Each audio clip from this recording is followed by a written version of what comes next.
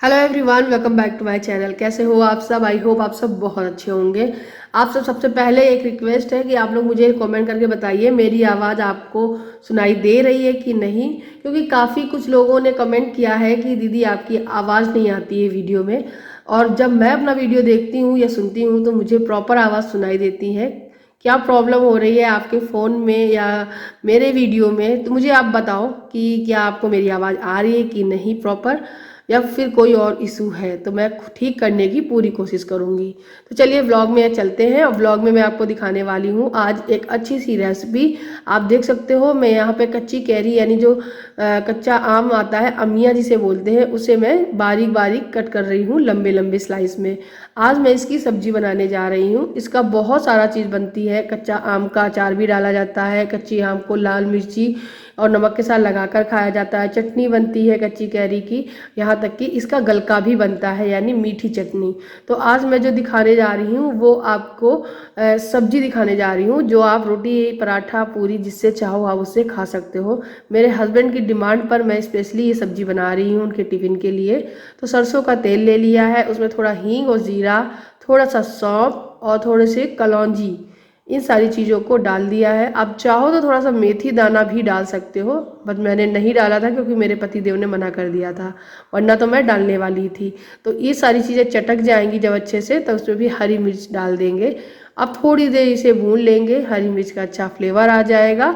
जैसे ही ये सब चीज़ें चटकने लगेंगी, भुनने लगेंगी, उसके जस्ट बाद ही मैं इसमें जो अमिया जो काट के रखी ना लंबी लंबी, इसमें से कुछ स्लाइस बहुत पतले हैं, कुछ स्लाइस मोटे हैं, इसी तरीके से काटना होगा। क्योंकि मुझे कुछ स्लाइस ऐसे चाहिए जो सब्जी से जब खाओ तो रोटी में मतलब रोटी से जब खाओ तो रोटी में आए, और कुछ ऐसे जो गल जाए, इस तरीके से बनाना है। ऊपर से जो मसाले होते हैं उसमें आपको हल्दी डालनी है और थोड़ा सा लाल मिर्ची पाउडर डालना है और नमक डाल देना है स्वाद के अनुसार। इतनी सारी चीज़ें डालने के बाद इसको मिक्स कर देना है। इसमें आपको धनिया पाउडर है ना, वो नहीं डालना है, ये आपको ध्यान देना है। और बस इसको चला के मिक्स करके थोड़ी देर भून लेना है ऐसे ही कढ़ाई में। जब आप इसे भून रहे होंगे, गैस का फ्लेम मीडियम टू हाई होना चाहिए, अच्छे से भून जानी चाहिए। अब मैंने इसमें पानी डाल दिया है अकॉर्डिंग टू ग्रेवी, थोड़ा थोड़ा करके पानी डालेंगे। ग्रेवी मुझे रखनी है और इस ग्रेवी को थोड़ा सा पकाना भी है, इसलिए काफ़ी देर तक मैं इसे पकाऊंगी, तो पानी थोड़ा ज़्यादा डालूंगी। अब मुझे इसमें डालनी है चीनी। तुरंत मैं इसमें स्वाद के अनुसार चीनी डाल दूंगी, जैसे ही आप मीठा खाना पसंद करते हो। देखिए सब्जी है तो ये खट्टी और मीठी बनेगी, तो इसलिए मीठे का स्वाद आना भी ज़रूरी है। अब मैंने इसे पकने के लिए छोड़ दिया। सबसे पहले ढककर मैंने धीमी आंच में पकाई है, और फिर उसके बाद ओपन करके इसे थोड़ा सा लो टू मीडियम फ्लेम में पकाई हुई है। अब बच्चे सिर्फ ये सब्जी खाए ये थोड़ा पॉसिबल नहीं लग रहा था मुझे, क्योंकि हस्बैंड के टिफ़िन के लिए तो मैं यही देने वाली थी।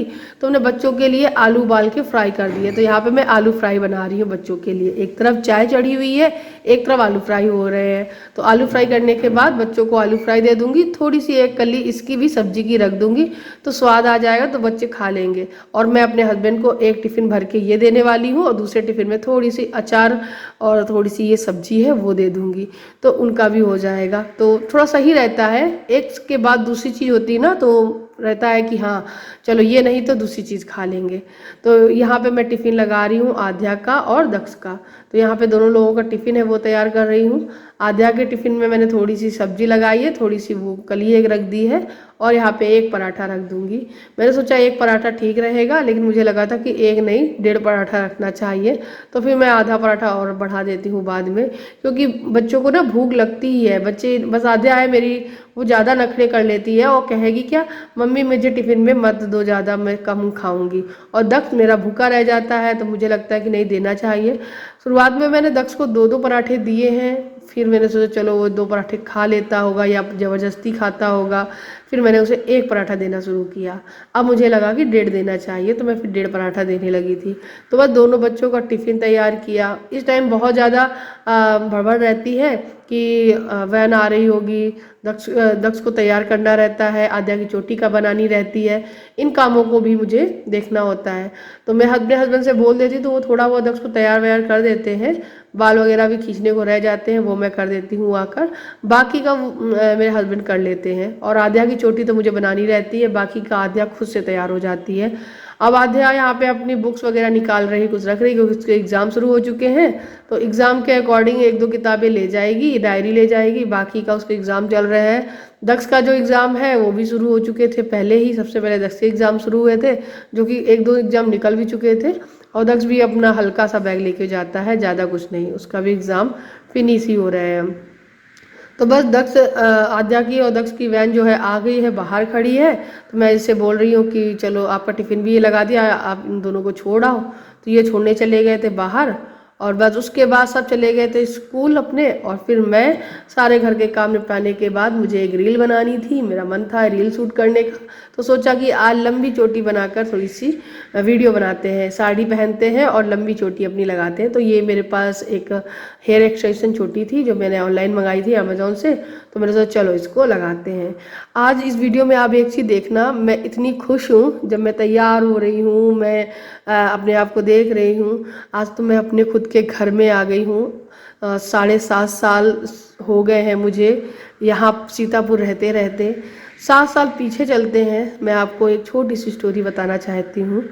क्या हुआ था मेरे साथ, आज भी मैं उस 7 साल पिछला याद कर लेती हूँ उस हादसे को, तो मतलब रूह कांप जाती है अगर मैं 7 साल पहले देखूँ तो हुआ क्या था।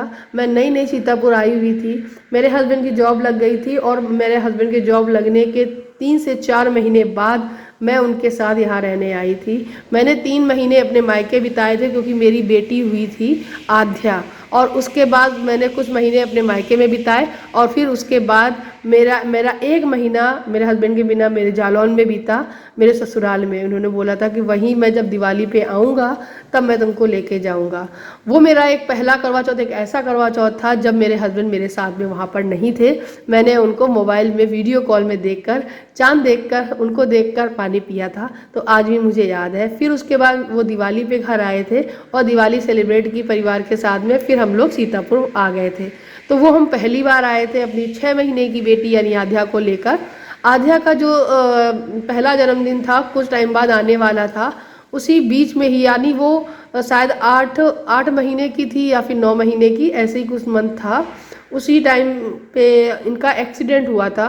ये बहुत अच्छे से घर से निकल के गए थे, और मुझे लगा था वो स्कूल पहुंच गए होंगे, काफ़ी टाइम हो गया है था। तो करीबन 10 साढ़े 10 बज रहे थे। पड़ोस से एक लड़की आई हुई थी जिसका नाम है ग्रेसी, जिसको आप बहुत अच्छे जानते हैं, माला भाभी की बेटी। वो मेरे पास आई थी, वो बहुत छोटी थी तब, अब तो बड़ी होगी, समय जैसे निकल गया। तो वो थोड़ी देर मेरे साथ रही घर पे। उसके बाद वो बोली आंटी मैं जा रही हूँ। मैंने बोला ठीक है, माम आंटी ही बोलती है। तो वो बाहर निकली, तो मैं गेट लगाने के लिए गई, तो उसने बोला कि आंटी अंकल आ रहे हुए हैं सामने गली से। तो मुझे अंकल कैसे आ सकते हैं, अंकल तो गए हुए हैं स्कूल। तो उसने बोला नहीं अंकल आ रहे हैं सामने। मैंने जैसे गेट खोल के देखा, मेरे हस्बैंड आ रहे थे, उनके साथ में उनके और मित्र थे, पूरे खून से लथपथ थे, गले में पट्टी पड़ी हुई थी, हाथ लटका हुआ था, प्लास्टर कच्चा चढ़ा हुआ था। वो आए, मेरे आँख से आंसू रुक नहीं रहे थे। वो देख कर मैं एकदम शॉक थी। मेरे पास नन्ही सी बच्ची थी, छोटी सी, और मैं बिल्कुल अकेली थी। और उसके बाद फिर जो लोग आए हुए थे वो आए। उस टाइम मेरी हस्बैंड की सैलरी भी नहीं आती थी, मतलब 3 महीने बाद ही सैलरी आती है। तो सैलरी आई हुई थी, ज़्यादा नहीं आई हुई थी, ऐसे शुरुआती ही टाइम था मतलब नौकरी का, सैलरी आने ही वाली थी लेकिन आई नहीं हुई थी। तो उस टाइम ऑपरेशन वगैरह कराना, बहुत सारी चीज़ें, खर्चा वगैरह, तो बहुत दिक्कत हुई थी। तो इनके प्रिंसिपल ने मुझे कुछ पैसे मेरे हाथ में रख के गए थे। फिर कुछ टाइम बाद ये, मतलब उसी दिन ही शायद वो चले गए थे, लखनऊ एडमिट हो गए थे अकेले। मैं पूरे घर में अकेली थी और बहुत रो रही थी छोटी सी बच्ची लेकर, और मेरे पास कोई भी नहीं था। फिर मैंने अपने मायके से फ़ोन किया, तो मेरे मायके से मेरा भाई आया था जो उनके साथ हॉस्पिटल में रुका था। और हॉस्पिटल में ज़रूरत पड़ी थी खून की, तो खून भी दिया था, पैसे भी लाया था। और जो पैसे मेरे प्रिंसिपल सर जो दे गए थे वो मैंने खर्च करवाए थे। तो कुछ पैसे भाई के पास बच गए थे, तो भाई ने उन्हीं पैसों से मुझे फ्रिज दिला के गया था। आज मेरे पास जो फ्रिज है वो मेरे भाई ने दिलवाई थी। हालांकि उस टाइम का जो चीज़ें थी ना, वो मैं याद कर लेती हूँ, आज भी मैं एकदम काँप जाती हूँ। तो बस यही दुख होता है कि मैं उस पल भी अकेली थी, और उसके बाद आज करीबन उसके उस एक्सीडेंट के 3 साल बाद फिर एक एक्सीडेंट हुआ, वही हाथ फिर फ्रैक्चर हुआ, उसका भी ऑपरेशन हुआ, तब भी मैं अकेली थी। फिर उसके बाद 1.5 साल बाद फिर उन्होंने उसी हाथ का फिर से ऑपरेशन करवाया, तब भी मैं अकेली थी। और आज जहाँ मैं अपने खुद के घर में बैठी हूँ तो भी मैं अकेली हूँ। और अपने मुझे मुझे कोई किसी से कोई शिकायत नहीं, मैं अपने आप में बहुत खुश हूँ। ठीक है, ज़िंदगी है, हर एक चीज़ देखने को मिलती है, ईश्वर साथ रहता है और कुछ नहीं चाहिए। तो आज एक पल के लिए मुझे वो सारी चीज़ें एकदम से मेरे आंखों के सामने आ गई, तो बस मैंने आप लोगों के साथ में फिर से शेयर कर दिया, बस याद आई तो शेयर कर दिया। खैर, इसमें कोई दूसरी चीज़ नहीं है, बस मैंने अपनी मन की बात है वो आप लोगों के साथ शेयर की। चलिए, आपने इस वीडियो को देखा, एंजॉय किया। मैंने कुछ रील्स बनाई थी इंस्टाग्राम पे, एक आध शॉर्ट मैंने वीडियो में डाले हुए हैं, शॉर्ट वीडियो में यूट्यूब पे, तो आपने एंजॉय किया उसको। तो इस वीडियो में इतना ही, आपसे मिलते हैं अगले नेक्स्ट वीडियो में, तब तक के लिए bye bye. Thank you for watching, bye bye.